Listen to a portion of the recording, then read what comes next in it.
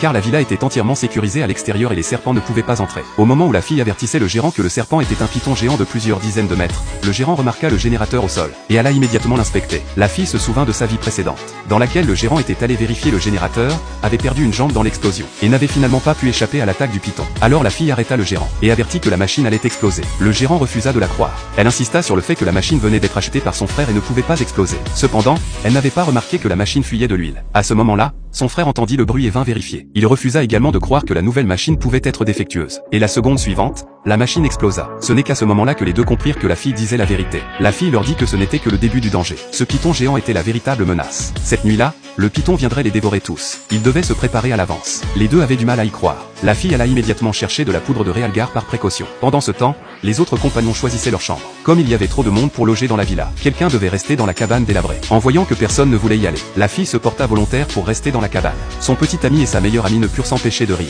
Effectivement, la fille découvrit un sous-sol dans la cabane. Elle commença alors à renforcer la vieille cabane, et y stocka suffisamment de nourriture et d'équipements de chauffage. Ensuite, elle répartit uniformément de la poudre de Realgar et des feuilles d'armoise autour de la cabane. Ainsi, la fille resta occupée jusqu'à la tombée de la nuit, jusqu'à ce qu'elle pense pouvoir tenir jusqu'à l'arrivée des secours. À ce moment-là, elle remarqua que ses compagnons étaient réunis et faisaient la fête. Elle se précipita et leur demanda d'éteindre la musique, disant que le bruit attirait le python. Mais tout le monde pensait qu'elle était folle. Sa meilleure amie monta même le volume au maximum. Le gérant se souvint de la prédiction de la fille concernant l'explosion du générateur, et choisit de la croire. Il retourna alors à la villa et apporta les arcs et les flèches utilisées pour la chasse. Puis il demanda à la fille quoi faire ensuite. La fille